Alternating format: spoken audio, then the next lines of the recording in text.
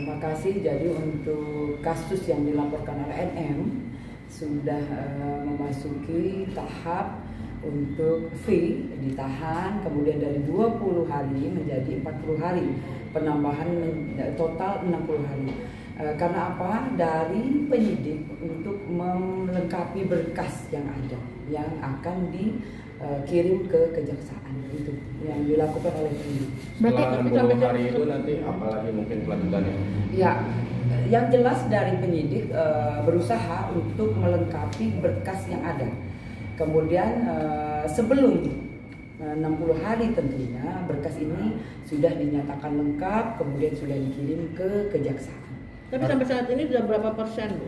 Untuk ini sudah 80% ya, jadi semua sudah dilengkapi. Namun demikian yang sekiranya masih kurang pasti dicari dan dilengkapi untuk pemberkasan. Apa kekurangannya apa, Bu? Kekurangannya yang jelas apa-apa saja yang ditanya oleh kejaksaan atau yang harus dilengkapi oleh penyidik pasti dilengkapi. Rencana Yang jelas yang dilengkapi yang tahu adalah penyidik. Bu, butuh waktu mungkin berapa lama lagi untuk sampai P21?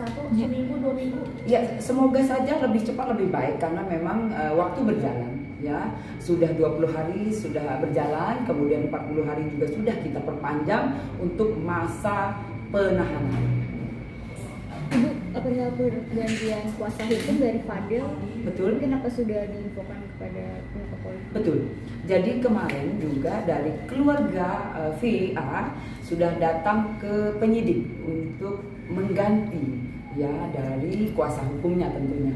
Nah, oleh karena itu dari penyidik sudah menerima bahwa kuasa hukum sudah diganti oleh keluarga VA. Bu, misal ini kan udah 60 hari gitu, mungkin tapi masih butuh untuk pemeriksaan. Apakah ada kemungkinan Fadil dilepas setelah 60 hari kah atau gimana, Bu? Ya, jadi kita dari penyidik itu berusaha keras ya untuk melengkapi berkas. Sebiasanya kita sudah melengkapi berkas itu sebelum masa tahanan habis ya, itu. Artinya, Bu, apakah kalau keburu habis duluan berkas belum lengkap itu gimana, Bu? Ya, nanti kita bisa berkoordinasi kembali dengan pihak kejaksaan. Artinya Ibu, mudah nggak sih, Bu, untuk Perpanjang itu juga nanti bisa berkoordinasi dengan kejaksaan. mudah nggak sih, Bu, untuk satu perkara di P21 itu sementara bukti-bukti sudah kuat?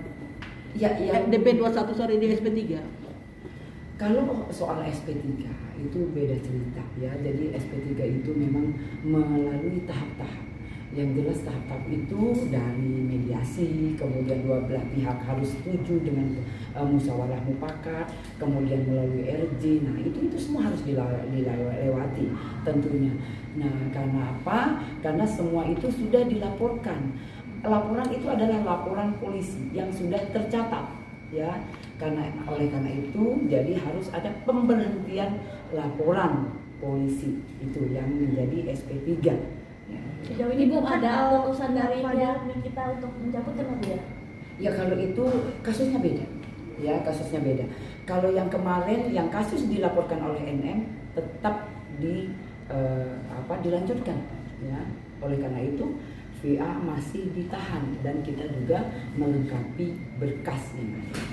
Bu, berarti untuk ke pihak dari orang tua Fadil kan sempat melaporkan NM juga, apakah sudah resmi dicabut atau masih dalam proses atau seperti Kalau apa? itu nanti kita tanyakan kembali ya, karena memang kemarin yang kita tanyakan dulu VA yang masih ditahan. Ibu kan kemarin keluarga Fadil memang sempat mengajukan RJ sendiri. Itu perkembangannya seperti apa? Ya, kalau RJ itu memang diajukan. Namun tetap itu ada dua belah pihak tentunya harus duduk bareng. RJ itu melalui semua harus dengan syarat-syarat ya, ketentuan yang ada. Duduk bareng, kemudian juga semua kedua belah pihak harus mufakat, harus musyawarah. Nah, itu yang untuk sementara ini. Kondisi Fadil sendiri seperti apa? Kalau kondisinya baik ya, itu kemarin juga kita lihat bersama sudah lagi menjalani